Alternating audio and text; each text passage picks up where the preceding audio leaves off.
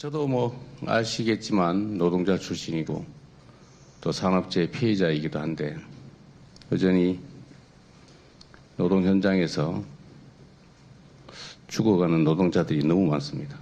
돈 때문에 또는 비용 때문에 안전과 생명을 희생하는 것이라면 그건 정말로 바꿔야 합니다.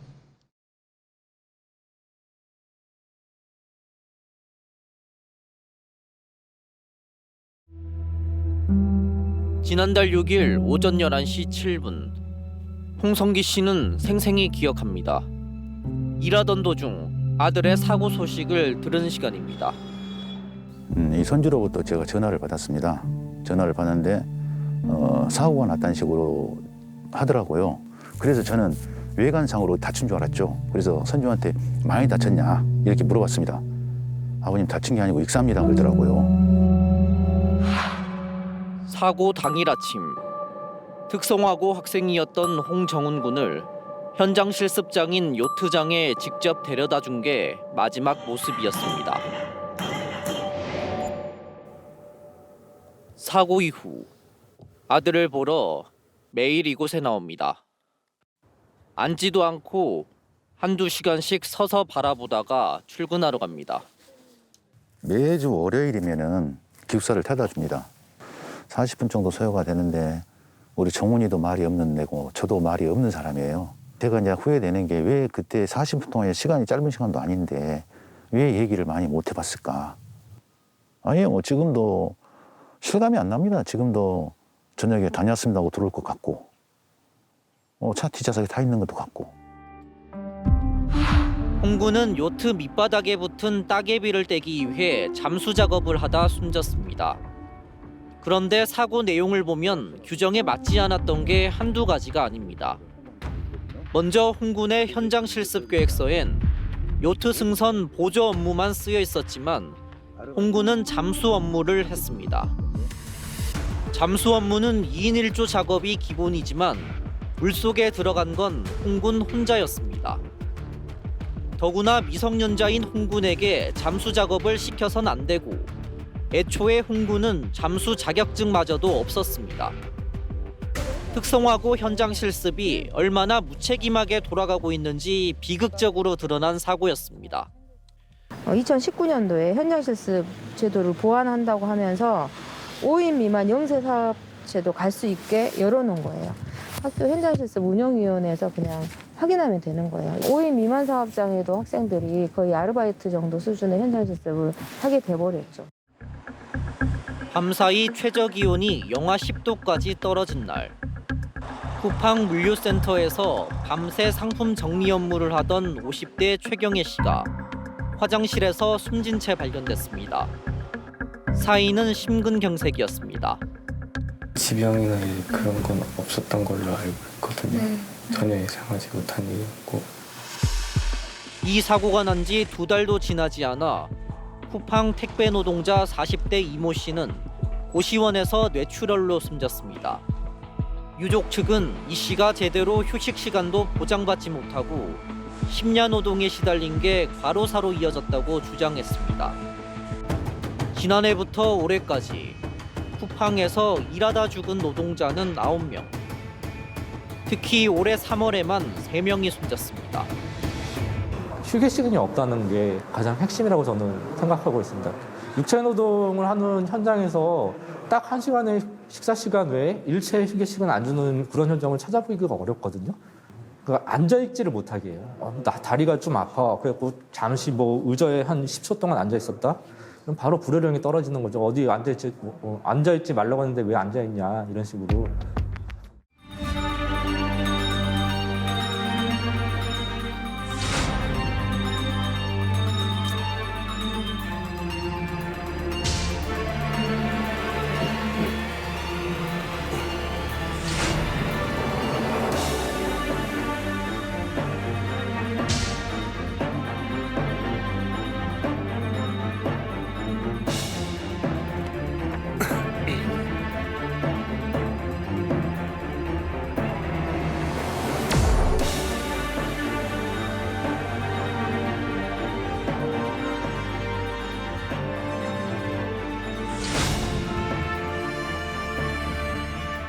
간단하게 내용을 좀 한번 정리를 좀 해보겠습니다. 네, SPC 그룹에서 사망 사고가 난 데 이어서 네. 손가락 절단 사고까지 이어지면서 많은 청년들은 저게 나의 일일 수도 있다라고 생각을 하는 것 같고 우리 부모 세대들도 같이 이제 감정적으로 동화가 되면서 또 우리 실생활에 너무나 깊숙이 들어와 있는 그렇죠. 회사들이었다 보니까 더욱더 실망감도 컸던 것 같고요. SPC 그 브랜드 그 계열사의 브랜드가 한 40개가 넘는다고 합니다. 굉장히 많죠. 우리가 큰 길거리를 돌아다니다 보면은 고개만 몇 번 돌려봐도 맞아요. 이 그룹의 그렇죠. 브랜드가 다 눈에 띌 정도인데 네. 많은 사람들이 그 브랜드 하나하나를 공유하면서 불매 운동을 이어가고 있고 실제로 그 멤버십 포인트, 그러니까 해피 포인트라는 게 있는데 그 사고 이후 일주일 사이에 한 이용자가 한 15% 정도 줄기도 했다고 합니다. 네, 네. 사실 이 불매 운동에 대해서 목소리가 좀 커지고 있는 상황이긴 한데, 근데 또 한편으로 생각해 본다면 대기업에서는 그렇게 운영을 하지만 또 자영업자분들이 맞아요. 그렇죠. 소매점을 또 운영을 하고 계시잖아요. 네. 그럼 그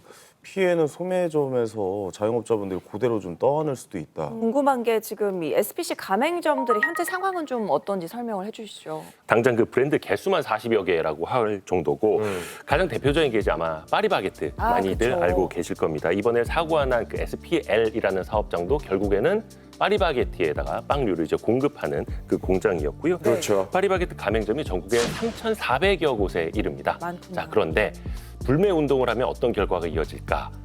SPC라는 그 회사가 미워서 그런 건데 그 회사가 직접 운영하는 직영점은 1% 정도밖에 되지 않습니다. 그래요. 그러니까 불매 운동을 하게 되면 나머지 99%의 가맹점주들, 즉 소상공인들, 즉 우리네 자영업자들에게 네네, 피해가 네. 돌아가는 구조가 될 수밖에 없는 거죠.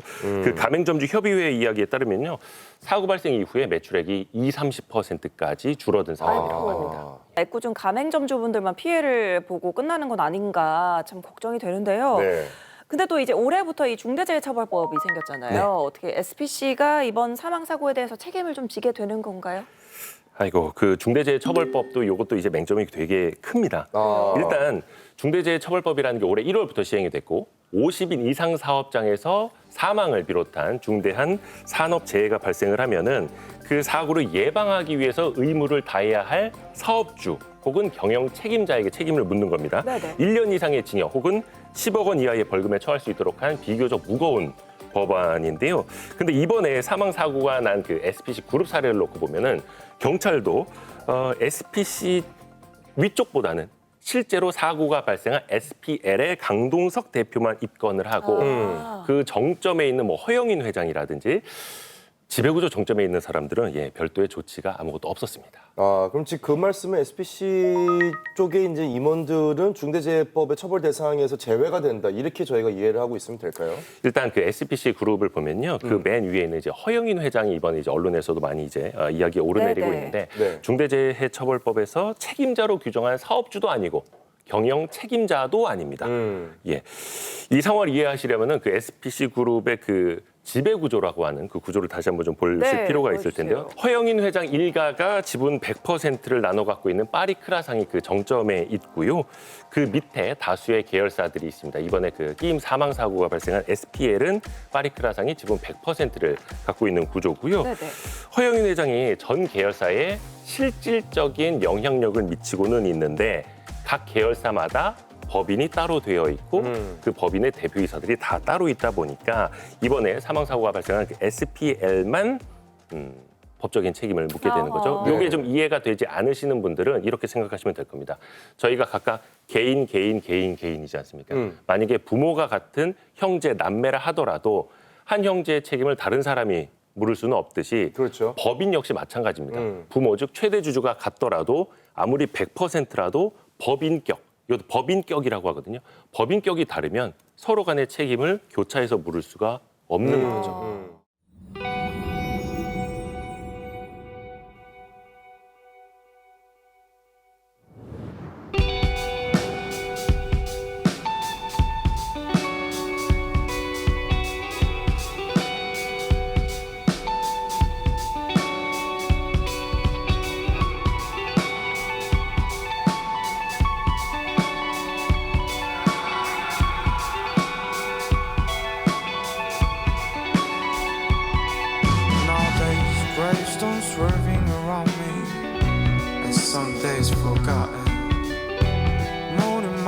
best way. That heart escape remember me. Knows my revenge side. Do I have a choice of what to do? Heaven knows we don't know.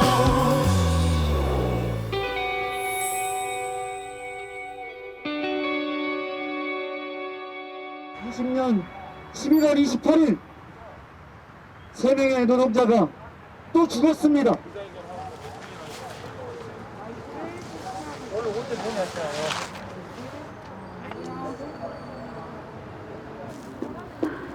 힘든 일이 많아요.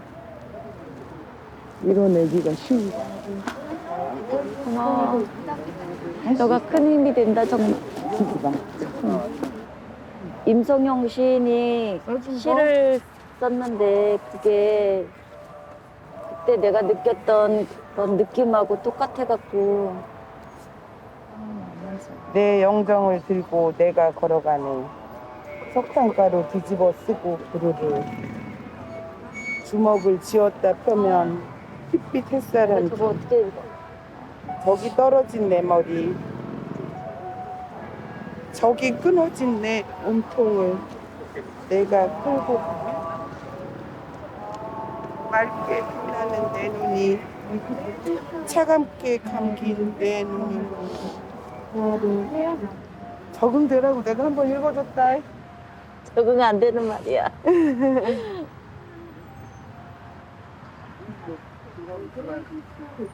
너무 아프시긴 한데 용균이시잖아.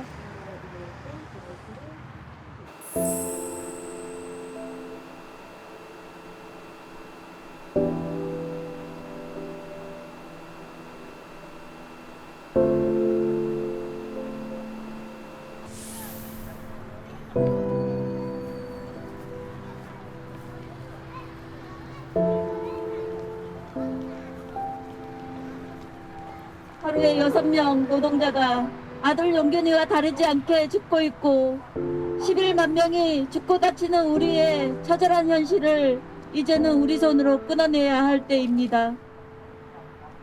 그러기 위해서는 안전을 방치한 기업을 제대로 처벌할 수 있는 중대재해기업처벌법 통과 결과물을 아들 용균이 묘비 앞에 가져다 줄 수 있어야 제 많은 엄마의 마음을 이렇게라도 노력했다고 전할 수 있을 것 같습니다.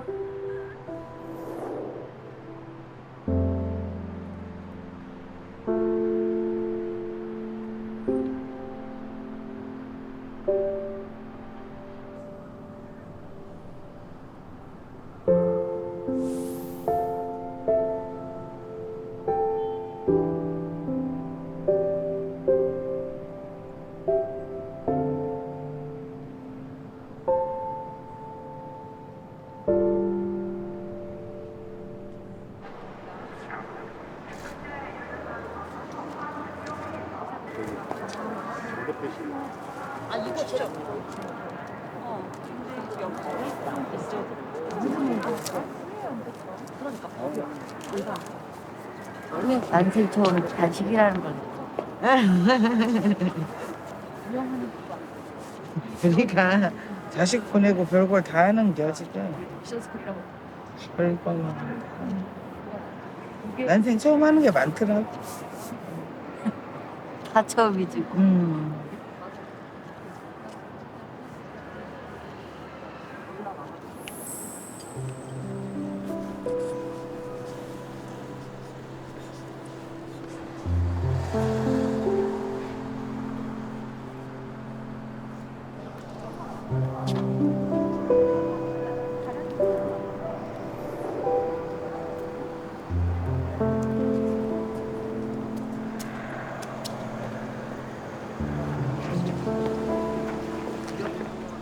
사람 살리는 법 만들어주세요. 안 될 말 하지 말아주세요. 네? 내 자식이라고 세상 것만 한 번만 더 해주세요.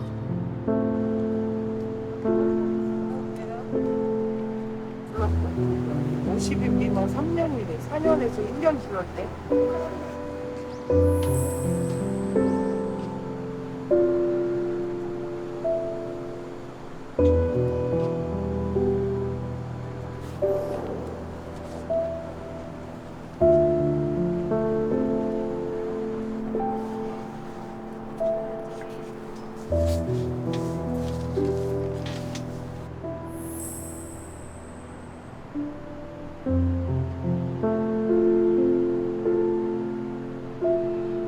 중대재해기업처벌법 조항 하나하나가 다 사람이 죽어서 만들어진 것입니다. 용진이가 죽어서 만든 조항, 한비 씨가 죽어서 만든 조항, 김태기와 수많은 노동자들의 목숨으로 만들어진 조항입니다. 더 이상 죽음을 지켜볼 수가 없습니다. 이렇게는 살 수가 없습니다.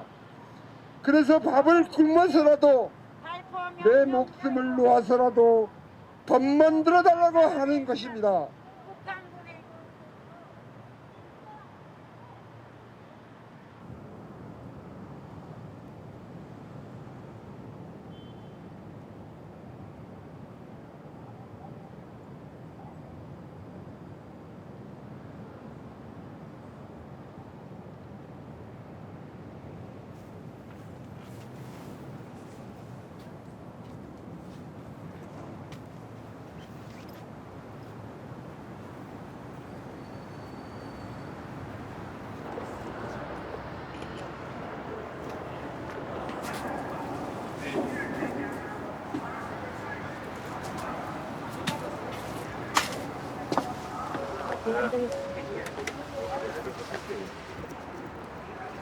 잘 만들어주세요. 잘 살려야 돼요.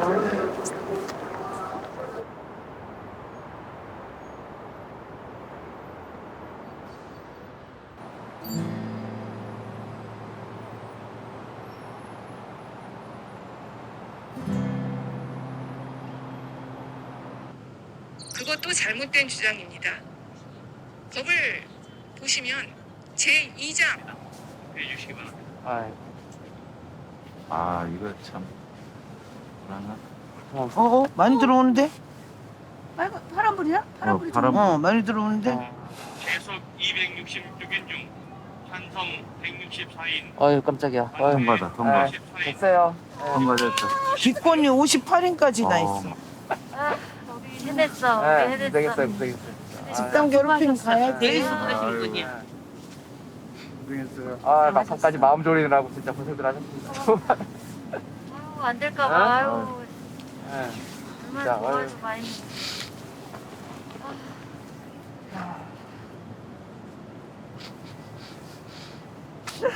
그럼 뭐해?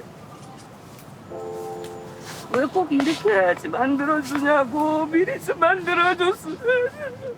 진짜가 만들어줬으면.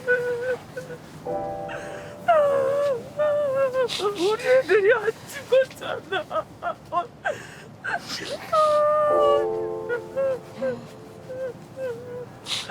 우리 애들 죽기 전에 좀 만들어. 그만 울어.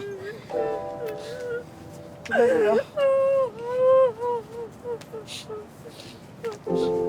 우리가 운다고 우리 애들이 우냐? 우리 애들이 우냐고.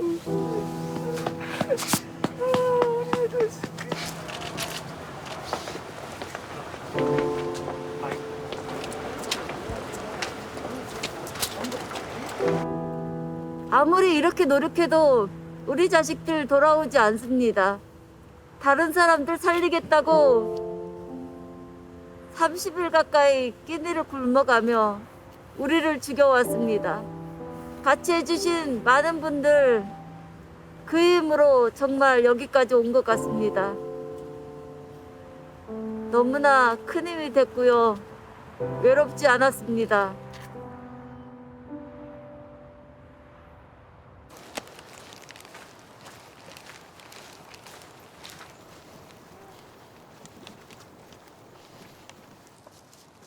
땅이 질다.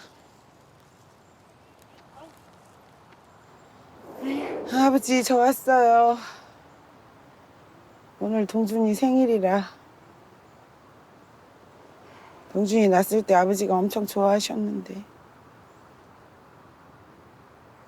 그래도 아버지랑 같이 있어서 마음은 편안해요.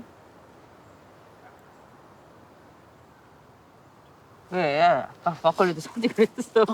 내가 너무 많이 먹을까 봐. 언니가 먹을까 봐? 여기다 뿌려드려? 조금 뿌려드려.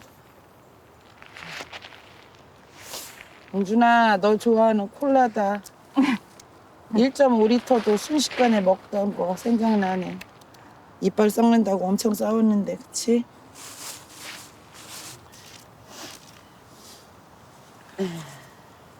어릴 때는 사진 많이 찍었는데, 그치? 그치. 근데 어느 순간 지나면서부터는 사진을 안 찍게 되는 거야. 응, 그 사진 내려. 아빠랑 찍은 사진. 아까 내려놨잖아. 있었어?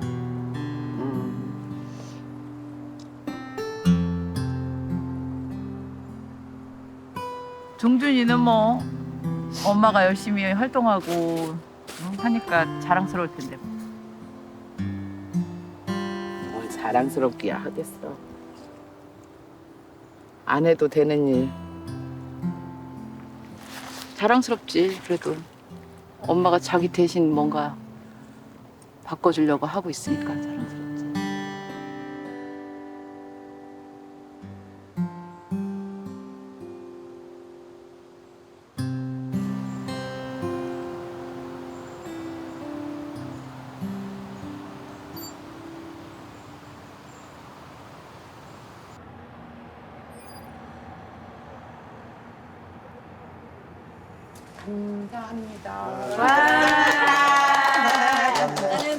아니야. 김영맘이 그러니까 이렇게 그려. 가주세요. 네, 감사합니다.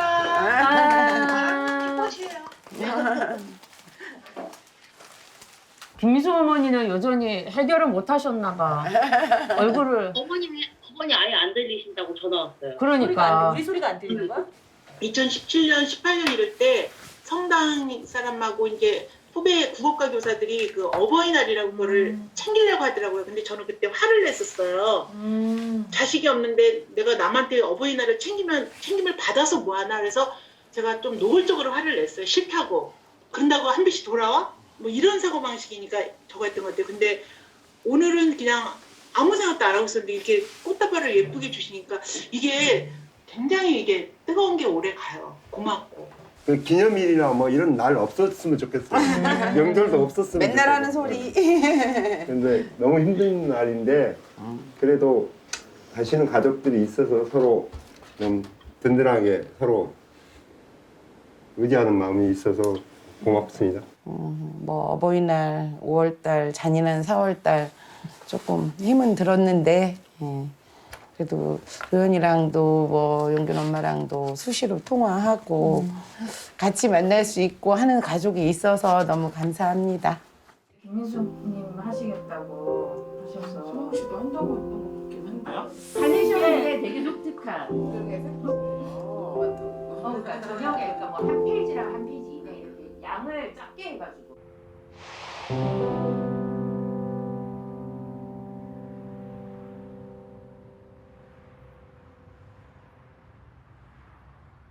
절대를 내리지 않으며 감히 사람이 먼저라는 말을 할 수는 없지. 그런 억울한 죽음을 멈춰 세우지 않으며 감히 사람이 먼저라는 말을 할 수는 없지.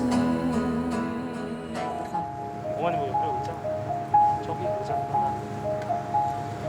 저는 사진만 봐도 눈물 나던데 잘 참으시네요.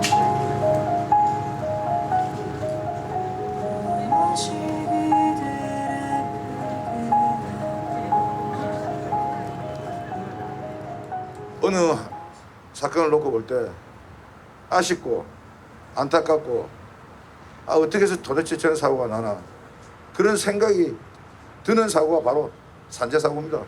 그거는 뭐냐? 조금만 더 관심을 가지고 안전을 지켜줬더라면 얼마든지 살릴 수 있는 생명이었다 이 말입니다. 이렇게 세 분이 먼저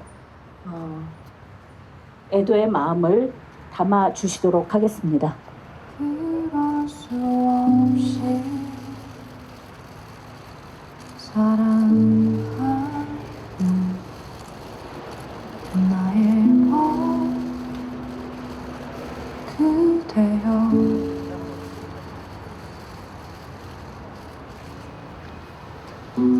결혼 없이 여기까지 오느라 손 한 뼘에 곁도 내어주지 못해. 집에 데리고 가야 된다니까.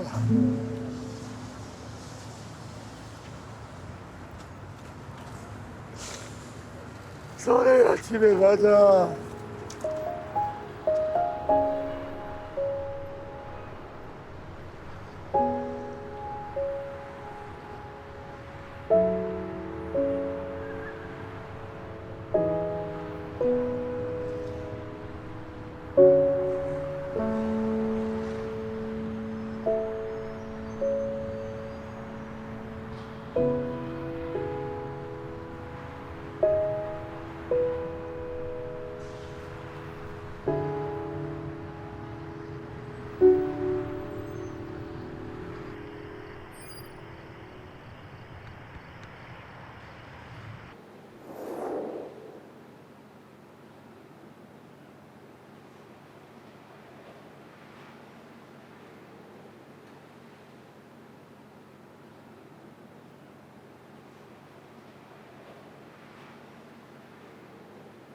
제 아이가 원래 이거 여기서 일을 하려고 다닌 건 아니었고요.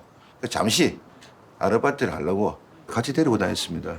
내가 아들한테 재수로운 마음이 드는 거는 난 단지 강인하게 키우려고 그 뜻에서 애를 데리고 갔는데 어떻게 보면 제가 그게 사지로 몰아냈던 것 같고 그래서 마음이 너무 그렇습니다.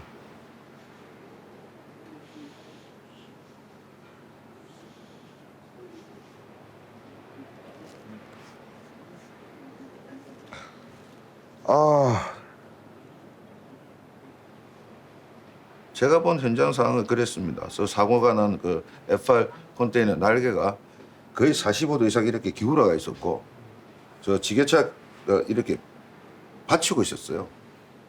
그 바로 밑에 우리 아이가 자는 듯이 엎드려 있더라고요. 나 순간 저 뭐야 뭘 죽고 있나 그 생각을 하게 됐던 거예요.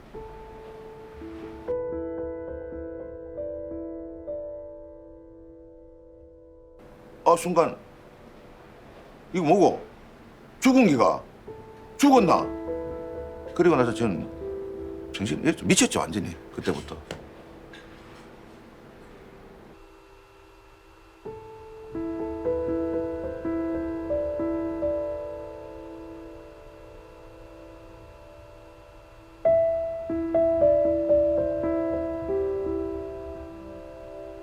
제 아이가 그 무거운 철판에 깔려서 숨이 끊어져가고 머리가 터져서 피를 철철 흘리며 죽어가는 아이를 보고도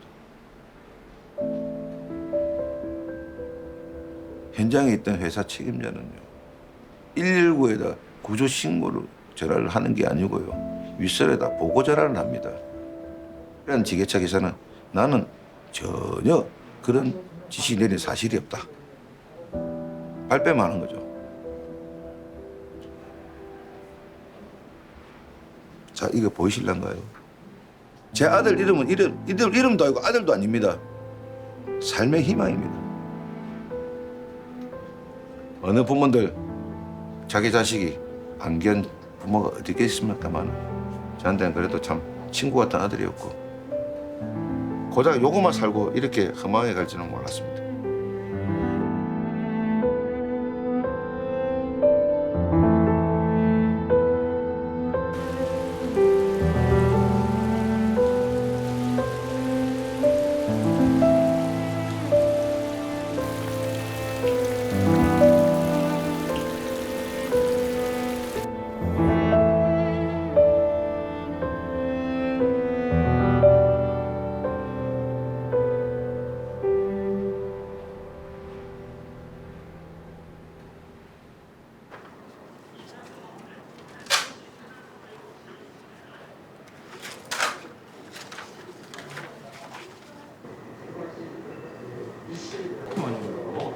못 먹어요.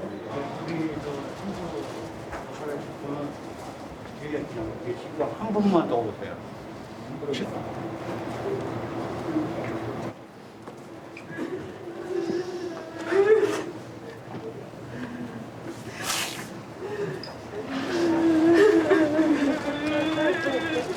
잠깐만.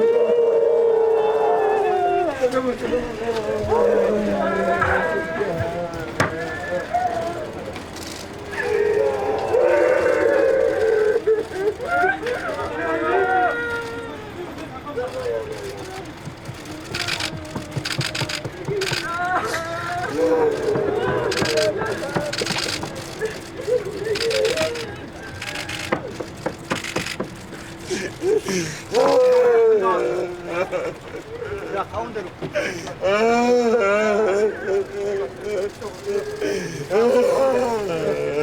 가운데만 맞춰서. 가운데 맞춰서. 한 번씩 나오시면. 국내로 발달하고 인사드리겠습니다. 전체 국내.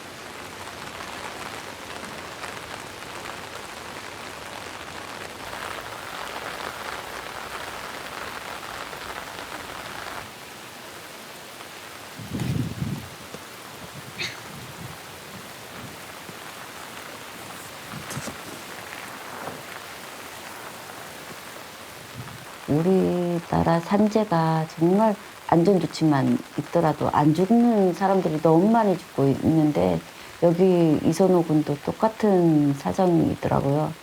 용길이처럼 나이도 어린데 왜 이렇게 우리의 귀한 자식들이 허무하게 죽고 있는지 너무 마음이 아프죠.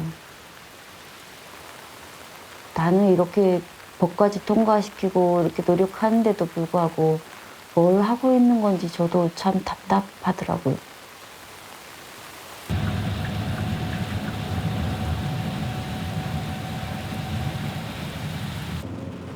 저는 우리나라의 이런 실정을 잘 모르고 살았는데 은근히를 통해서 알게 된 거죠. 그러면서 왜 그동안 그 죽음을 당한 유족들은 이렇게 나서지 않았을까? 나섰더라면 용균이의 죽음을 막지 않았을까? 이런 원망을 하면서 아, 나는 그러지 말아야 되겠다.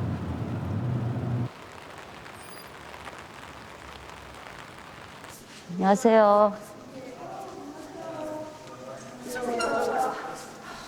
너무 힘들었죠?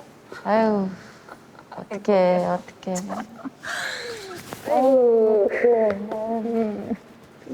밥 잘 챙겨 드셨어요?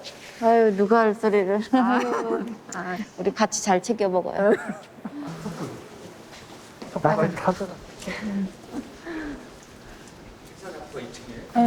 할 수 없이.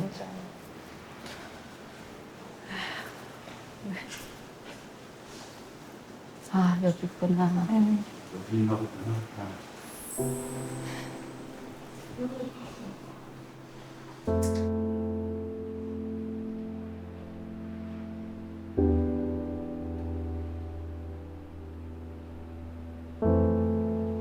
저는 애가 집에 있는 것 같은데 아직 애들 아빠는 애가 여기 있다 그러고 얘가 여기가 아들 집이라 그러는데 저는 지금 믿을 수가 없거든요. 믿고 싶지도 않고 사실은. 저는 이제 실감이 나기 때문에 여기 오면은 가기가 싫어요. 가자 소리 하기 전까지는 그냥 가만히 앉아 있는 게. 저도 여기 은근히 묻혀있는 거기나 그 사고 난 현장이나 진짜 가기 싫은데 또 애가 거기 있다니까 안 가볼 수도 없고.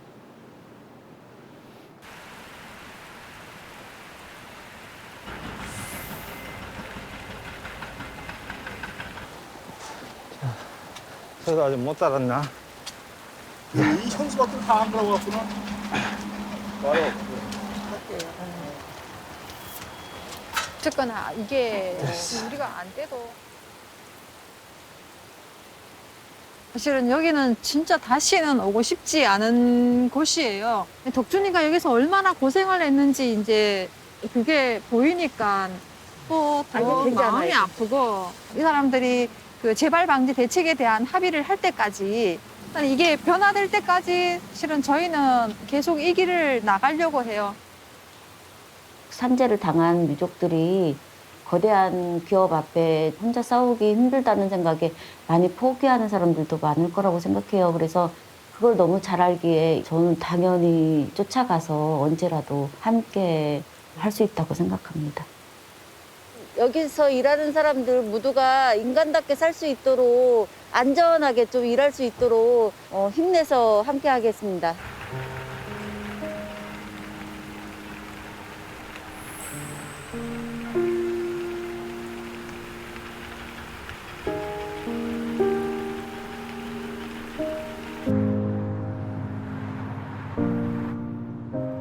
제가 용균이 일 겪고 많은 사람들이 저한테 손 잡아주고 안아주고 그런 것이 큰 감동이었고 힘이 되었거든요. 그러면서 나도 다른 사람들이 이렇게 산재를 당했을 때 가서 힘되어주는 역할을 해야 되겠다 이런 생각이 많이 들었습니다. 이분들도 온전히 돌아가신 분들을 추모할 수 있는 그날 16일 전국민주노동조합 총연맹, 전국건설산업노동조합 연맹, 중대재해기업처벌법 제정운동본부. 그리고 아버지가 화재로 상망이 돌아가신 지 1년이 지난 지금 어느 누가 이러한 참사를 발생시킨 건지, 누가 아버지를 죽인 건지 매일 밤 생각합니다. 우리가 이렇게 활동함으로써 다시는 이런 산재가 발생하지 않는다면 정말 얼마나 좋겠습니까? 더 이상 바랄 게 없죠.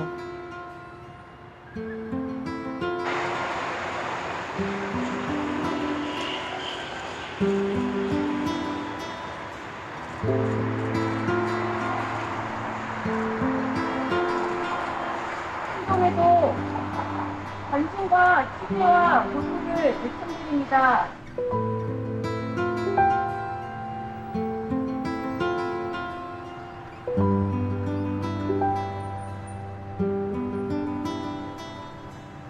가족들은 일터에서 일하는 현장에서 다시는 이런 일이 발생하지 않아야 한다는 마음으로 우선 저희 시공 현장에서 안타까운 사망 사고로 인해 많은 분들께 심려를 끼쳐드려 진심으로 죄송합니다.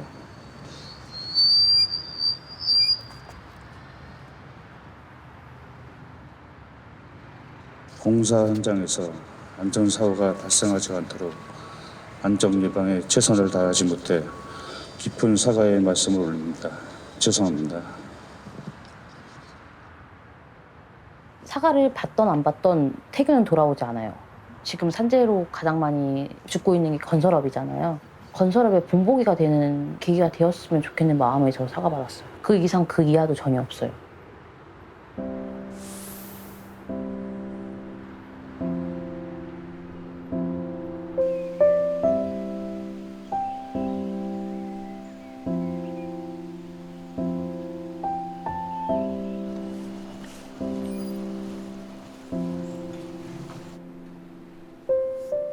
내일 또 올 거야, 누나. 내일은 사람들이랑 좀 많이 올 거야. 태균은 아빠 돌아가시고 나서 오빠 같은 동생이었어요, 저한테. 태권도 유전자이기도 했고 다방면으로 재능이 있었던 동생이었으니까.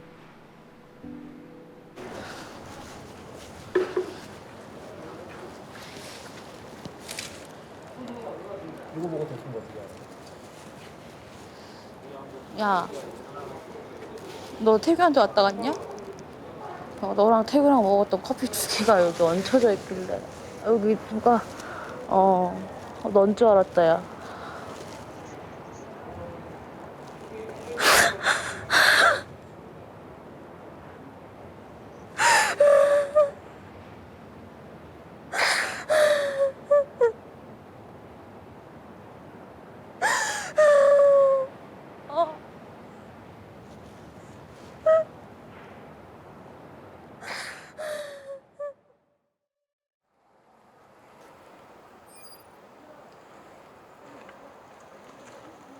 참, 너 생일 언제야? 저 크리스마스 다음 날. 응. 생일 선물 하나 사줄게. 아니요, 어머니. 뭐 갖고 싶어? 갖고 싶은 거 없어요. 지금 아주 무력이 다 사라졌어, 다. 태교 그때 하고 집에 있는 옷들을 아주 싹 다 버렸어요. 그 유가족은 검은색 입고 다녀야 된다 그래가지고 그때부터 검은색만 산 거예요, 옷을. 야, 그것도 뭐 처음에나 그렇지 나중에 검은색 옷만 입을 필요 뭐 있어. 아니, 유가족 다운 건 없어. 그냥. 그치, 유가족 다운 건 없는데 엄마가 우리는 아직 태교를 보내지 않았다.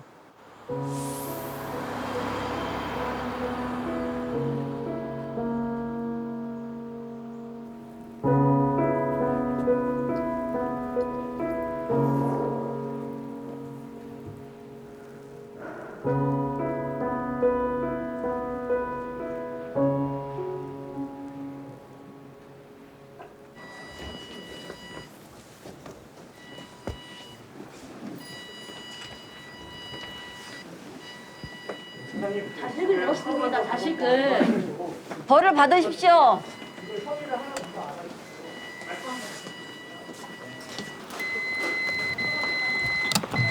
서부병원 사장님, 용균이 엄마입니다. 잘못 인정하고 처벌을 받으십시오. 그 아들 죽었습니다. 안전 책임 없이 그렇게 만들어놔서 죽었습니다.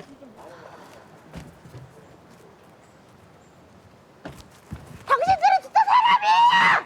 하나도 지금 인정 안 한 상황인데 네네네. 그걸 좀 말씀만 좀 부탁드리겠습니다. 아이고, 뭐 어떻게 생각하고 자시고 할 것도 없고요. 기본적으로 법 조문에 있는 것 중에서 일부 뭐 사람이 죽었다는 것만 인정하지 우리가 했던 행위 어떤 것도 인정하지 않겠다는 얘기잖아요. 사장이었고 이사였고 그리고 전무였고 팀장이었고 처장이었고 그만큼의 권한이 있었으면 그만큼 책임을 져야죠. 네네. 그럴 거라고 생각하고 왔어, 괜찮아.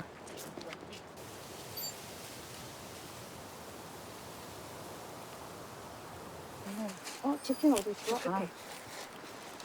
근데 이건 뭐 넣으면 돼?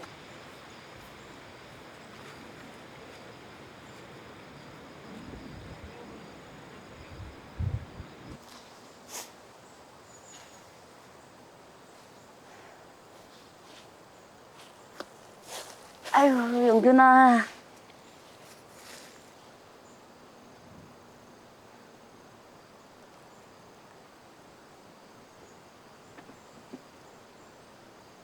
네가 좋아했던 거, 잘 먹었던 거 차려봤는데 먹을 수 있을란지 모르겠네.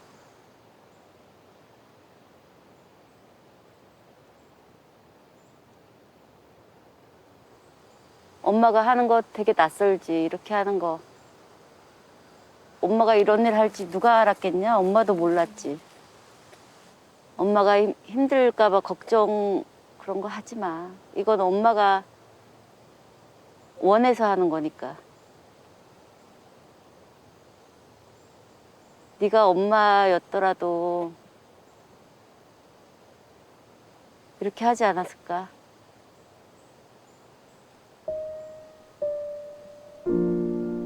엄마가 나중에 맨날 옆에 있을게. 지금은 하는 일이 있어갖고 그렇게 못하고 있어. 마음은 항상 너한테 와 있는 거 보이진 않지만 엄마 그러고 있어.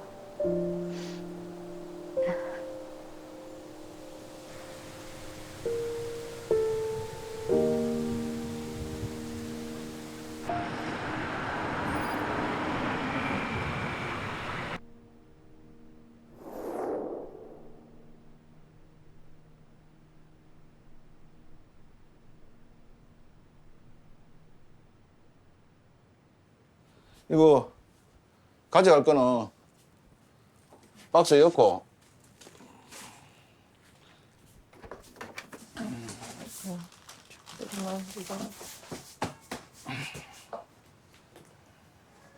이게 다 가져다니면서 마지막으로 공부하던 책이에요, 이게. 그래서 이것만 가져가려고요. 훈련 받았을 때 그 편지 쓴 거를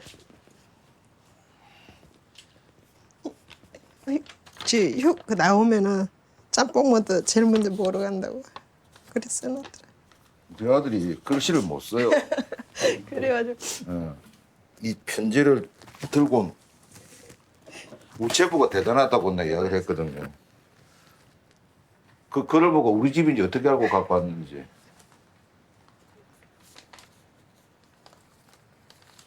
걔가 돈이 한 4, 50만 원을 항상 지갑에 갖고 다녔어요.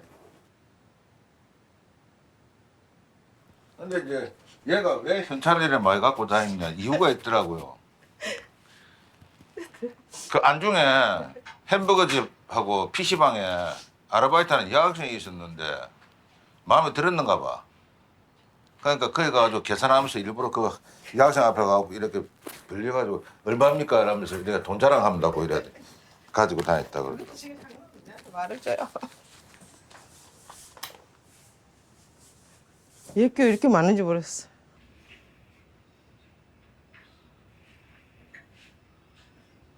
손으로 초등학교 때 그 베이스 배운다고 친구들끼리 그룹 하나 만들자 해가지고 손님들 베이스 친다고 몇 달 다녔어요.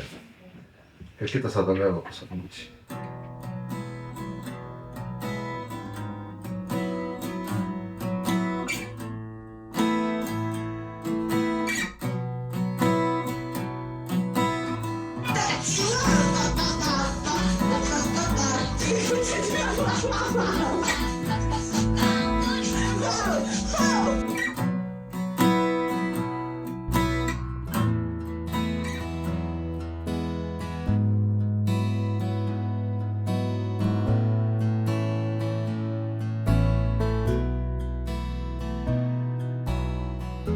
괜찮다가도 설거지하다가 갑자기 눈물이 확 꽂힐 때도 있고 밥 먹다가 그래 괜찮아요. 근데 차츰차츰 그 또래 애들 보면 또 눈물 나고.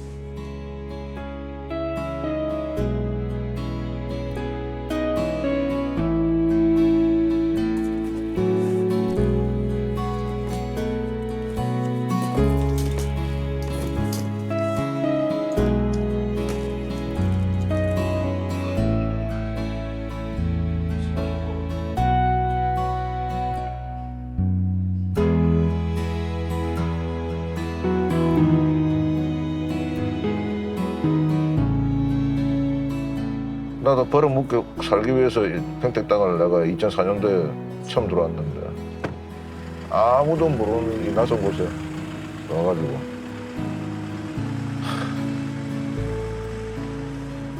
결국 내 새끼 여기다 버리고 지금 내려갔거든.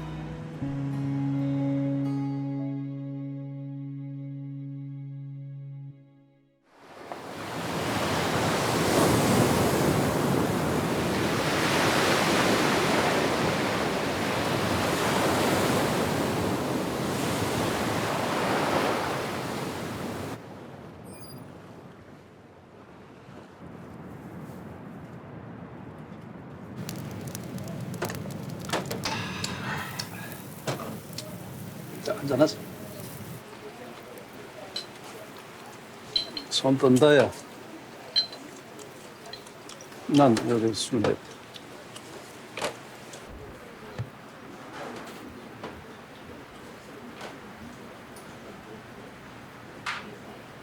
아유, 뭐 뭐라 이야기하면 뭐 처음에는 니떡 전화 갖고 그래 또 니 말만 한마디 떡 하고 끝냈잖아. 이게 무슨 말 하는 건고 그 뭐 상상이 안 가는 얘기니까.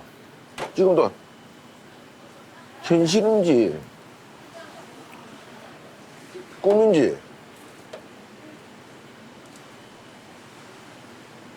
아직도 실감이 안 나.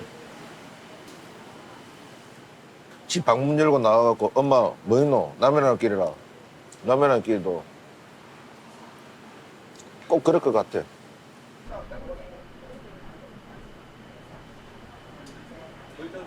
시간이 지날수록 아니나 회사에서 너무 비인간적으로 나오더라. 그러니까 결심을 하게 된 거야.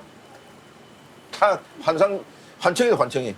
뒤에서 우리 아빠 끝까지 싸우세요. 맞아. 근데 그게 맞아. 그래야 되는 건 맞아. 근데 나는 개인적으로 그냥 하잖아. 네 그냥 조용히 네 치료, 네 마음 치료하고 집사람 마음 치료하고 하면서 있었으면 나는 좋겠다는 생각이 많지. 그래 이거는 뭐 어떻게 그래서 그냥 이래 좀 안 했으면 좋겠다는 생각이 많아. 지금 이렇게 함으로써 한편으로는 또 허전함이 있겠지만 그래서 원하는 대로 해라. 우리는 전부 옆에서 지원해 줄 뿐이지. 누가 이러겠노. 그래 감각적으로 들면 뭐란 말을 못하고.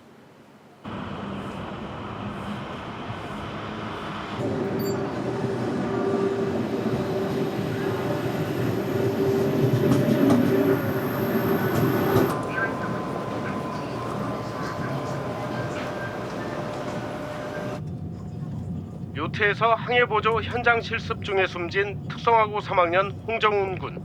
항해보조라는 실습 계획과 달리 홍 군은 요트 바닥에 붙은 이물질을 제거하는 잠수 작업에 투입됐다가 물에 빠져 숨졌습니다.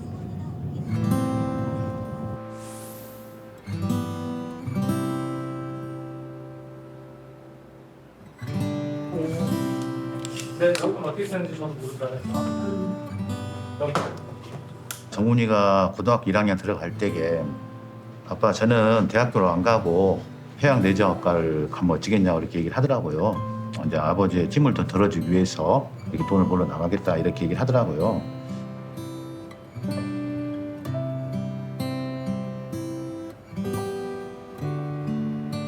동생은 사진 찍는 언니의 사진 모델을 그냥 얼굴만 따랐던데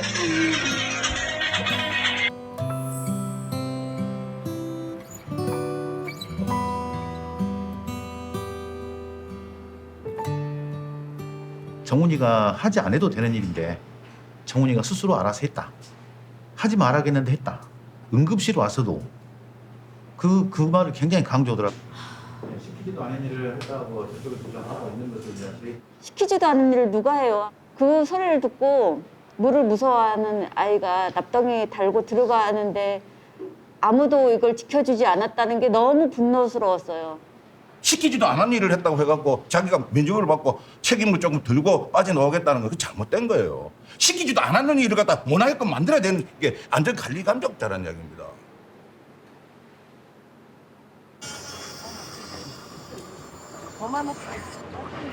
그것도 아니고 사회에 대해서 얼마나 어두운지 모르게 아빠 말 들으면 요트 사업하겠다고 꿈이 있었다는 거 아니에요? 그러니까.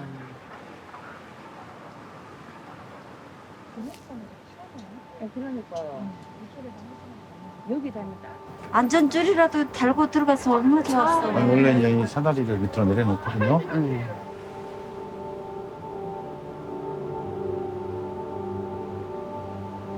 크고 이런 게 아니고 작은 배에서. 이 배하고 저 배하고 같이 있거든요. 선이 많잖아요.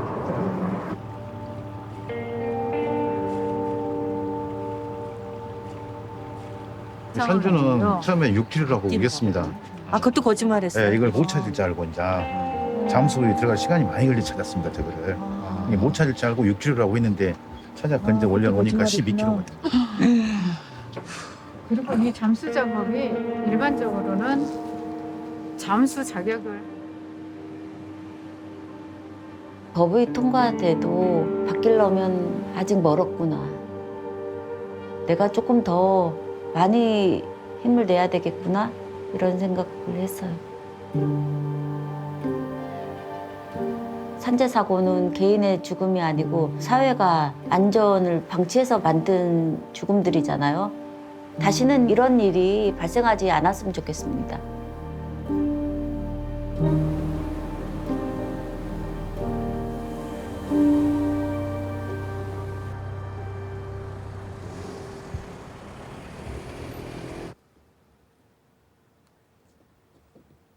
용균이의 유품을 하나도 버릴 수가 없어요. 그날 카톡을 하는 데가 반응이 없어요. 그래서 조금 있으면 연락 주겠지. 그랬는데도 기다려도 연락이 없고. 저는 용균이하고 이야기하고 싶은데 그냥 허공에다 얘기할 때도 있지만 이렇게 문장으로 남기고 그러면 용균이가 혼이 돼서라도 볼 수도 있을 것 같기도 하고 여기다 대고 말하고 저기다 대고 말하고.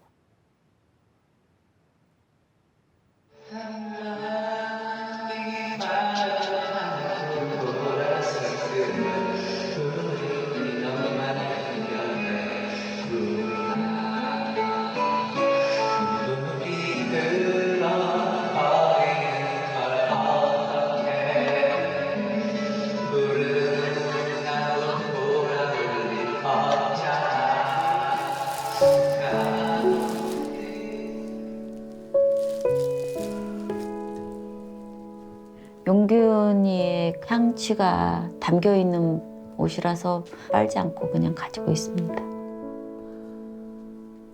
용균이의 그대로를 느끼고 싶어서 진짜 이것이라도, 이 냄새라도 붙잡고 싶은 심정인 거죠, 사실.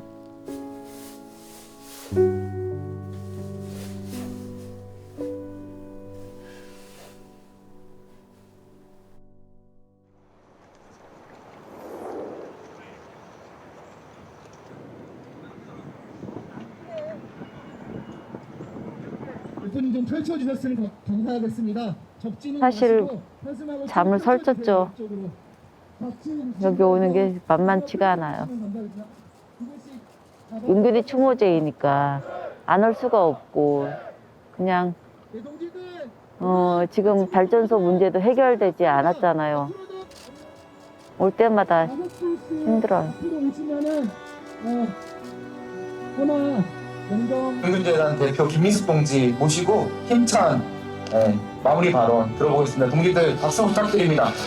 여기 정문 밖에 서 있는 용균이가 여러분들의 권리가 보장될 수 있도록 힘주는 역할이 되길 바라고 있습니다.